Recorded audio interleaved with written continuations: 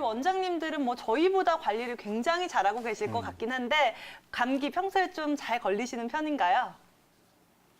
저 같은 경우는 지금 아들이 감기에 걸린 상태예요. 아. 그래서 이틀째 코막힘 그리고 기침 이런 것들로 잠을 잘 못 이루더라고요. 그래서 그거를 간병을 하다 보니까 제가 덩달아서 면역력이 떨어지고 소변이 부족해져서 아무래도 이제 조만간 제가 그 감기로 옮지 않을까 생각이 됩니다.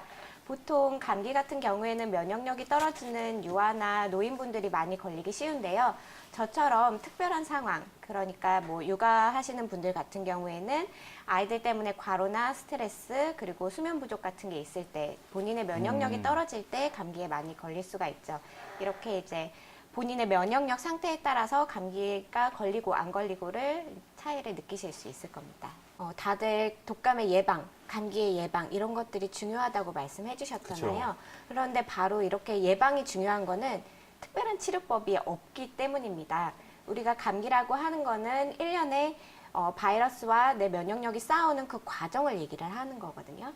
그래서 처음에 바이러스가 몸에 들어오면 면역 반응이 미미하게 시작을 해서 가벼운 콧물 기침이 나기 시작을 하고요. 그 다음에 면역력과 바이러스가 격렬하게 싸우는 증상 덕분에 콧물과 기침이 심해지고 그리고 이것들이 마무리되면서 감기가 물러가는 그런 과정을 우리가 감기라고 보통 일컫습니다. 성인 같은 경우에는 이게 다 진행이 되는데 한 일주일 정도 걸리게 되고요.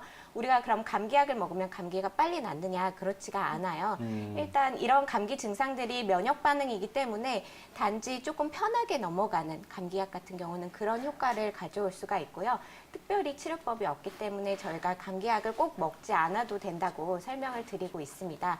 다만 많이 불편하신 경우, 특별히 아이라든지 아니면은 다음날 일이 힘들다든지 하시는 분들은 한약 감기약이나 혹은 이제 해열제 같은 것들을 복용을 하실 수가 있습니다. 그리고 또 한약에서 살펴보면은 어떤 질환이 나타나면은 몸에 어떤 장부에 이상이 있는지 이걸 꼭 체크를 맞아요. 하잖아요. 네. 네, 최규희 원장님, 피부에 문제가 있을 때는 어떤 장부에 문제가 있다고 보고 있나요? 네, 보통 피부에 문제가 있을 때는 폐와 연관을 시킵니다.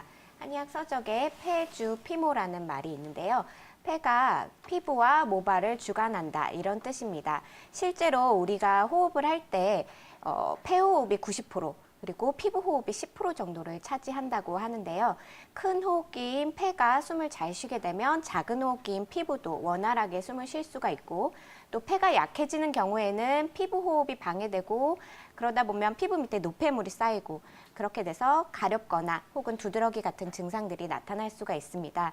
보통 폐호흡을 약하게 하는 원인들로는 운동을 안 해서 폐가 약할 경우 그리고 또 과식이나 혹은 기름진 식사 등을 통해서 몸에 열이 발생하는 경우 폐에 열이 쌓여서 호흡이 잘 안 될 수 있고요.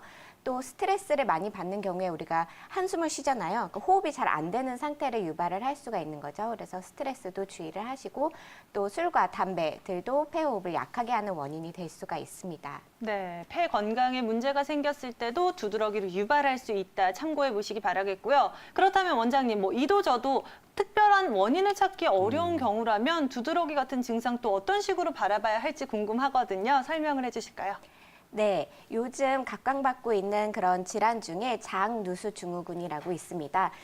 장에 문제가 생겼을 때 일어날 수 있는 것이기 때문에 혹시 식사에 관해서 이런 두드러기 증상이 심화되시는 분들은 이 장누수증후군을 의심을 해볼 수가 있는데요.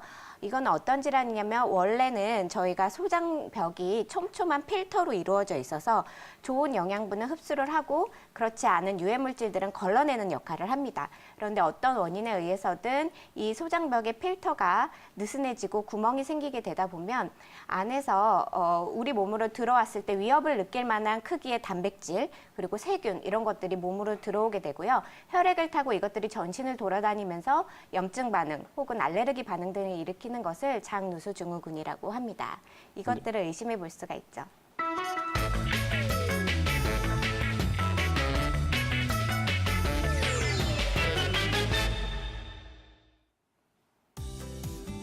안녕하세요. 오늘의 건강 꿀팁 준비한 최규희 원장입니다.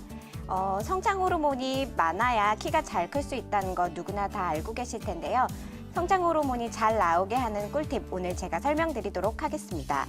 우선 성장 호르몬이 하는 일을 좀 알아보도록 하겠습니다.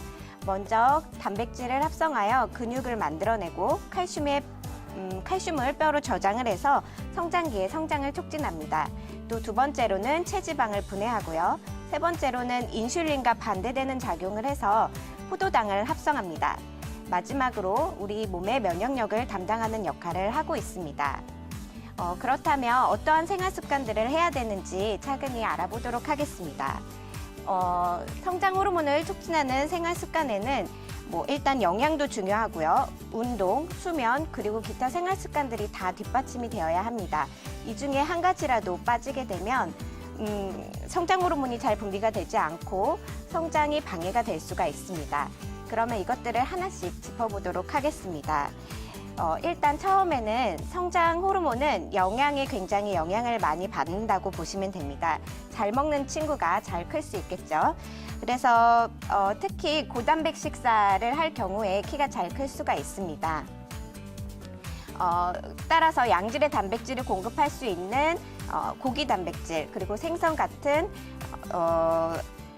고단백 식사를 할 경우에 좋기 때문에 한 200에서 300g 정도 매일 섭취해 주시는 게 좋습니다. 그리고 우유 같은 경우에도 양질의 단백질과 칼슘의 주요 공급원이 되기 때문에 하루에 2-3잔 이상 마셔주는 것을 추천드립니다.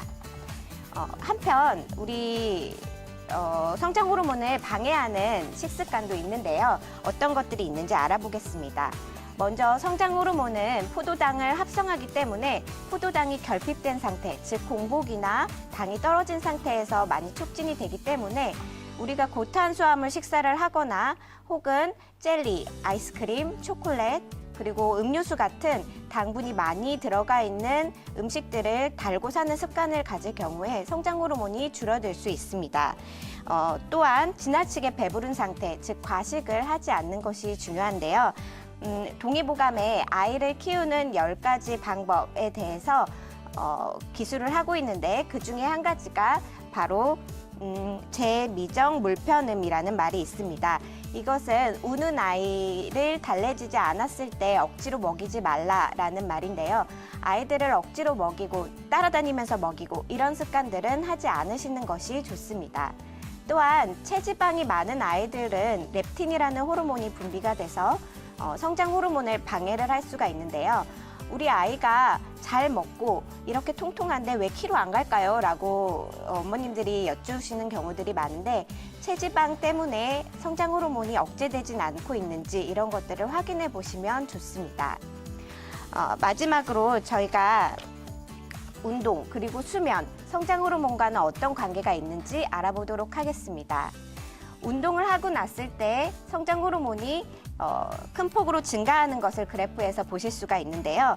운동을 할 때 포도당이 쓰이고 포도당을 재합성하기 위해서 성장 호르몬이 증가를 하는 패턴을 보입니다. 따라서 매일 30분 이상 규칙적인 운동을 해주는 것이 성장 호르몬 촉진에 도움이 됩니다. 잠이 드는 시간도 굉장히 중요한데요. 일단 성장 호르몬의 분비는 깊은 잠에 든 지 1시간 정도 후에 피크를 보인다고 합니다. 따라서 10시에서 2시 사이에는 반드시 숙면을 취할 수 있도록 하고요. 그 10시에서 2시 사이에를 포함해 8시간 이상 충분히 숙면하는 것이 좋습니다. 이 외에도 스트레스를 받는 경우에 성장 호르몬이 억제되기도 하고요. 또 잦은 잔병 치레가 있는 아이들도 성장 호르몬이 줄어들 수 있기 때문에 이런 부분들도 같이 관리해 주시면 성장 호르몬은 잘 나올 수 있습니다. 이상 성장기 아이들의 생활 습관을 위한 꿀팁이었습니다.